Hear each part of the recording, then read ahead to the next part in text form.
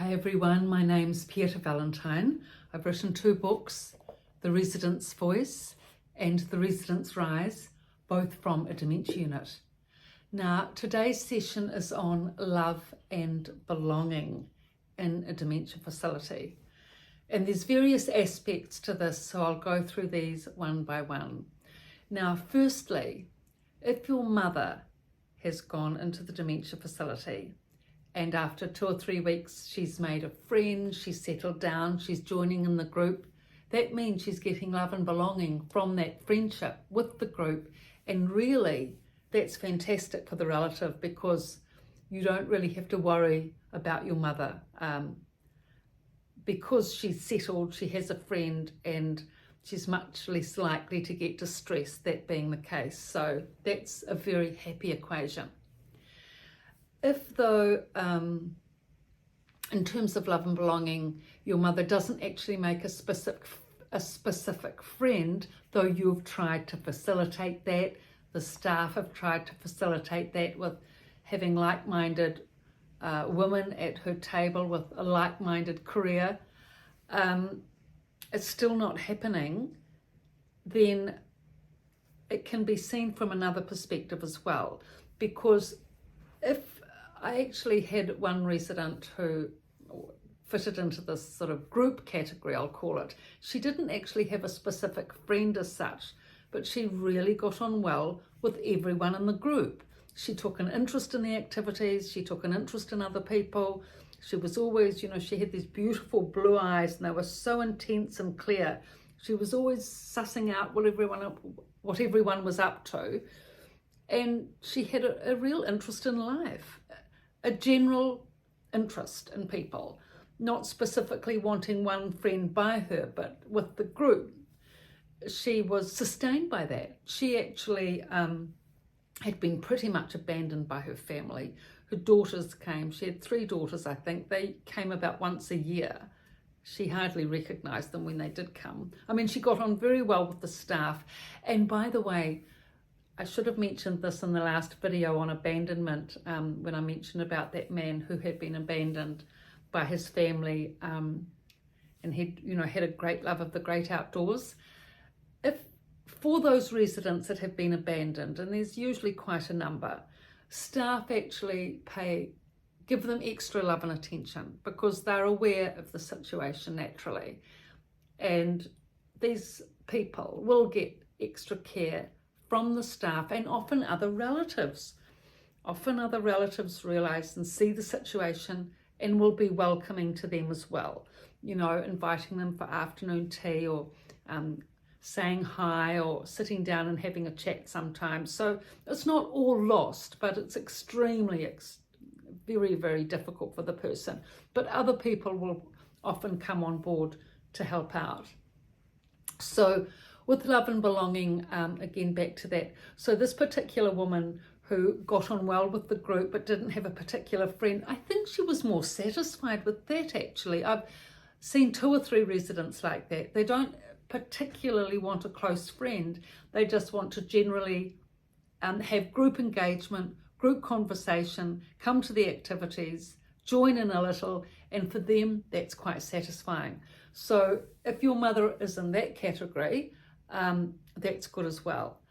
The other one is, there's a couple of women I've noted, only 2 that I can think of, who don't fall into either of those categories. Rather, they fall into the category of sitting in the corner and imperiously making sarcastic comment. Not a positive trait, by the way, not a positive trait.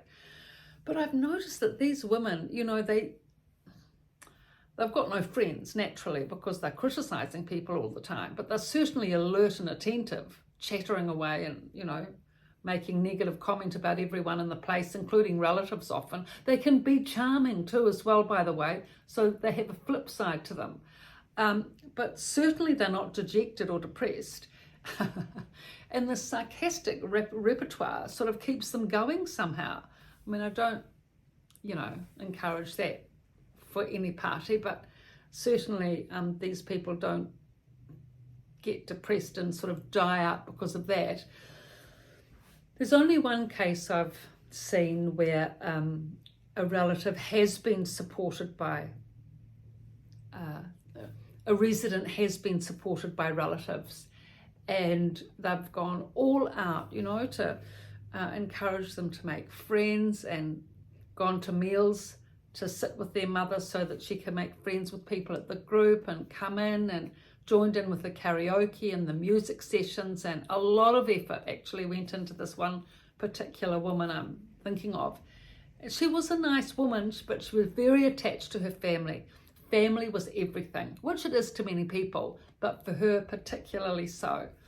She'd said that to me, family is everything. And when her family came in, you could see they were a very close unit, team, united group. But when the family left, she would just completely collapse into tears. Nothing would move her out of it, She just became incredibly depressed and could not bring herself out of it. She couldn't communicate with others. She couldn't make friends. The only thing that she could live for and look forward to and participate in was her family coming to visit. And whatever the family did, unfortunately, it didn't really help. So, but she couldn't cope. She became so depressed. I think she got a leg infection and finally had to go on medication, then went to the hospital. And so sort of nothing really worked with her because she'd chosen to just not, she was unable to adjust and had chosen not to pick up the lead from her family to make friends or join in with the group activities. But that's only one instance.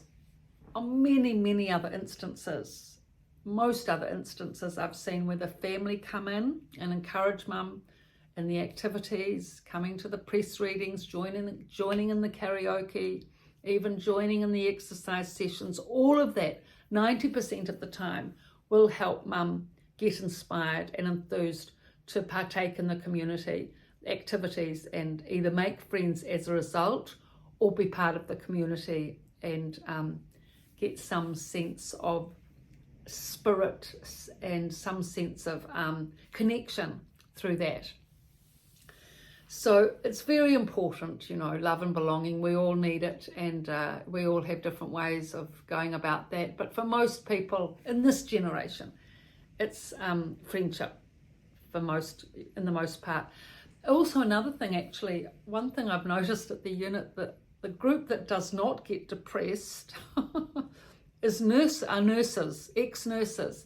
They're just living in a hospital as far as they're concerned, or a nursing home where they've worked half their lives. So adjustment for nurses is easy because, they've been working in those environments for a long period of time. So they have nothing to adjust to really, because they're just carrying on with what they've previously done, except now they're not working in it, they're living in it. So if you're a nurse, if your mother's a nurse and she goes into one of these facilities, there's probably less concern, because I haven't seen any nurses really become escalated. Most of them adjust reasonably quickly. But other people, of course, have major problems, especially if they haven't been to hospitals or worked in such facilities or institutions or visited dementia facilities before. Then, there really is a lot to adjust to. So my time's coming up, I see. So love and belonging in terms of helping your mother adjust, just either facilitating friendship with someone else in the unit, getting that love and belonging there, or with the group itself, that's also fine. And of course your visits. So with combining that, all in all, the person can settle and have that experience of some connection, love and belonging in their life and in their new dementia community. So thank you. That's the end of the session today. Please pass on the link and information to others in a similar situation who need this help, who have friends and family adjusting to living in a dementia facility. Thank you for your likes. Thank you for your support and your subscriptions. And please subscribe. Really, it's a great help if you can do that. Thank you.